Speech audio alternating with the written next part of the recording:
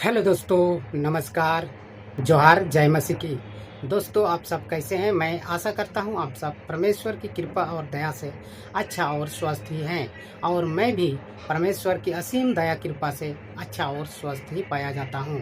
तो दोस्तों, आज का इस वीडियो में हम लोग जानेंगे, पढ़ेंगे मत्ती रचित सुसमाचार से ही एक वचन, एक पाठ को पढ़ेंगे। 22 अध्याय का पाठ।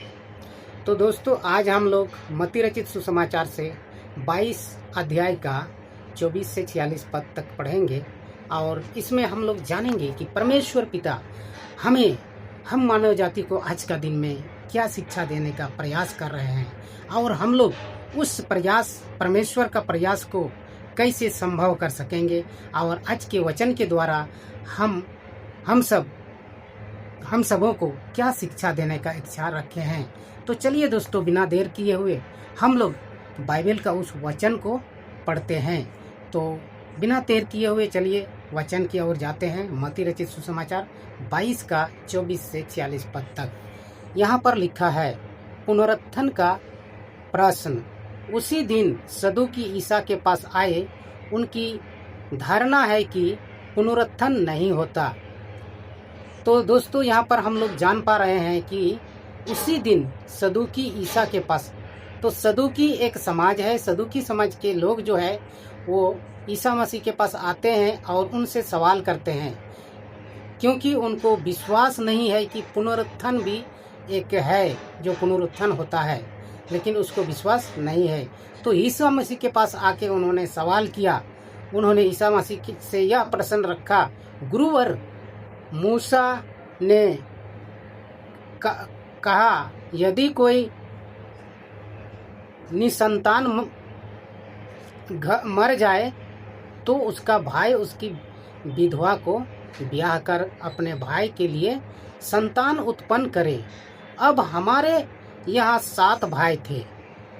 तो दोस्तों, यहाँ सदूकी सवाल कर रहे हैं कि जब मूसा का समय था, उसी समय मूसा ने कहा था कि अगर किसी भाई का पति मर जाता है, अगर किसी बहन का पति मर जाता है, तो उसका पति का भाई उसको दोबारा ब्याह कर लेता है। तो इस प्रकार एक परिवार में 7 भाई रहते हैं, और पहले से एक औरत विवाह करती है, और उसके बाद उसका जो है पति मर जाता है। अब हमारे यहाँ 7 भाई थे। पहले ने विवाह किया और निसंतान मरकर अपनी पत्नी को अपने भाई के लिए छोड़ दिया। दूसरे और तीसरे आदि 7 भाइयों के साथ यही हुआ। सबों के साथ वह स्त्री मर गई। अब पुनरुत्थान में वह 7 में से किसकी पत्नी होगी? तो दोस्तों, यहाँ पर सवाल किया जा रहा है यीशु मसीह से कि गुरुवर, आप हम लोग को बताइए कि अगर ये 7 भाई, एक औरत जो है 7 भाई से शादी करता है और सब भाई मर जाता है, अंत में वो भी मर जाती है, तो पुनरुत्थान में वह किसके साथ रहेगी? कौन उसका पति है? सबों के साथ बाद वह स्त्री मर गई। अब पुनरुत्थान में वह 7 में से किसकी पत्नी होगी? वह तो सबों की पत्नी रह चुकी है। ईसा ने उन्हें उत्तर दिया। यहाँ पर प्रभु यीशु मसीह उसको उत्तर देते हैं। ईसा ने उन्हें उत्तर दिया, तुम लोग ना तो धर्मायो जानते हो, धर्म ग्रंथ जानते हो, और ना ईश्वर का सामर्थ्य, इसलिए भ्रम में पड़े हुए हो। यहाँ पर यीशु मसीह उन लोगों को कहता है कि तुम लोग ना तो धर्म ग्रंथ के बारे में जानते हो, ना ईश्वर का सामर्थ्य को जानते हो। तुम लोग कुछ नहीं जानते हो, इसीलिए तुम लोग ये ऐसा सवाल कर रहे हो। पुनरुत्थान में ना तो पुरुष विवाह करते और ना स्त्री विवाह में दी जाती है। पुनरुत्थान जब होता है दोस्तों, तो ना पुरुष विवाह करता है, ना स्त्री किसी से विवाह करता है, ना कुछ करती है, बल्कि वे स्वर्गदूतों के सदृश होते हैं। और पुनरुत्थान में यह भी नहीं होता है कि ना कोई पुरुष दिखता है ना स्त्री, वहाँ तो एक स्वर्गदूत के सदृश होता है, आत्मा होता है। वहाँ पर कोई स्त्री पुरुष का भेदभाव, स्त्री पुरुष यही नहीं होता है पुनरुत्थान में, बल्कि वे स्वर्गदूतों के जैसे होते हैं। तो दोस्तों, इस प्रकार प्रभु यीशु मसीह ने उन सदुकी लोगों को समझाया। जहाँ एक मृतकों के पुनरुत्थान का प्रश्न है, क्या तुम लोगों ने कभी यह नहीं पढ़ा कि ईश्वर ने तुमसे कहा, मैं इब्राहिम का ईश्वर, इसहाक का ईश्वर और याकूब का ईश्वर हूँ। वह मृतकों का नहीं, जीवितों का ईश्वर है। वह सुनकर लोग उसकी शिक्षा पर बड़े अचंभे में पड़ गए। तो दोस्तों, यहाँ पर जब उन लोगों को जवाब दिया गया कि मैं इब्राहिम का ईश्वर, इसहाक का ईश्वर और याकूब का ईश्वर हूँ, और उन सभी का क्या है, मृतकों का ईश्वर नहीं, जीवित लोगों का ईश्वर हूँ। मैं मृत ईश्वर नहीं हूँ, मैं जीवित लोगों का ईश्वर हूँ। तब दोस्तों वो क्या हो गए, अचंभे में पड़ गए। तो जब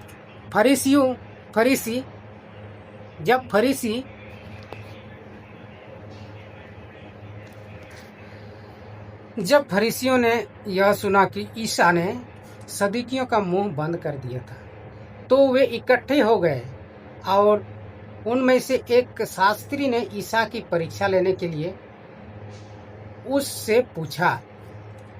जब फरीसियों ने सुना कि ये जो है सदुकी लोग उनको सवाल किया था, उसका मुंह बंद कर दिया। तब अब फरीसी लोग भी यीशु मसीह से पूछने लगे।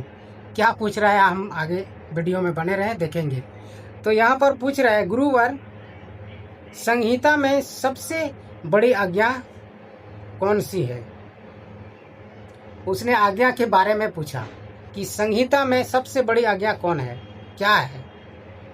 ईसा ने उनसे कहा, अपने प्रभु ईश्वर को अपने सारे ही हृदय, अपनी सारी आत्मा और अपनी सारी बुद्धि से प्यार करो। उसने जवाब दे दिया कि अपने ईश्वर को अपने सारे शरीर से, अपने सारी आत्मा से अपने ईश्वर को क्या करो, प्रेम करो।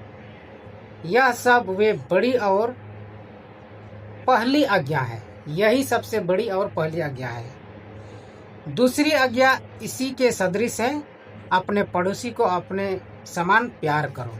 दूसरी आज्ञा उसने बताया कि अपने पड़ोसी को अपने जैसा प्रेम करो, अपने जैसे दुलार प्यार करो। इन्हीं दो आज्ञाओं पर समस्त संहिता और नबियों की शिक्षा अवलंबित है। इसी दो आज्ञा में ही सब नबियों का सब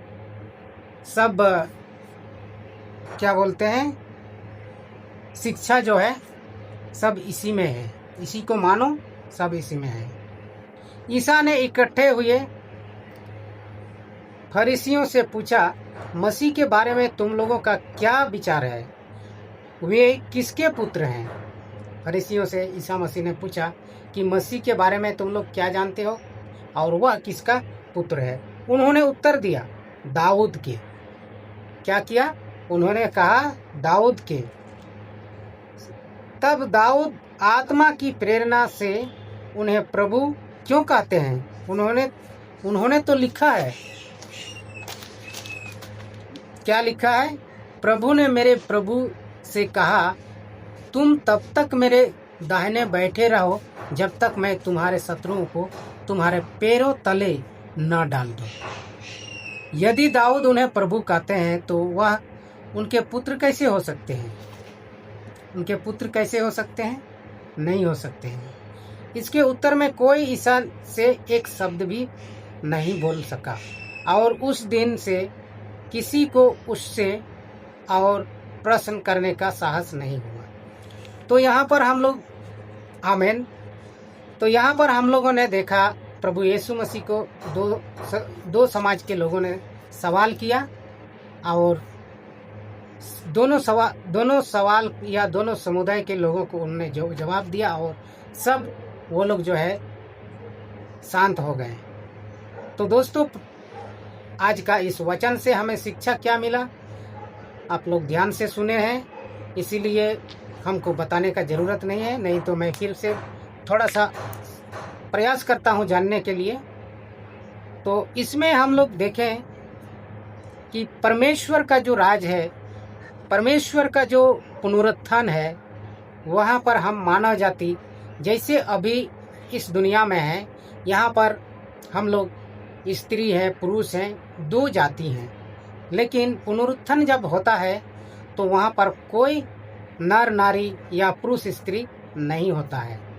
ये हम लोग समझते हैं, और हमें परमेश्वर पिता इस वचन के द्वारा समझाने का कोशिश किए हैं। तो दोस्तों, हम लोग इस चीज़ को सीखें, इस चीज़ का जानकारी हमें मिला कि जब पुनरुत्थान होता है तो पुनरुत्थान में कोई स्त्री पुरुष नहीं होता है।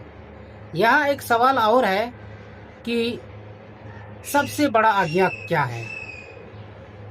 सबसे बड़ा आज्ञा के बारे में यहाँ कहा गया है, अपने प्रभु को, अपने ईश्वर को पूरा हृदय से, पूरा तन से, मन से उसको क्या करो, प्रेम करो, उसको दुलार करो।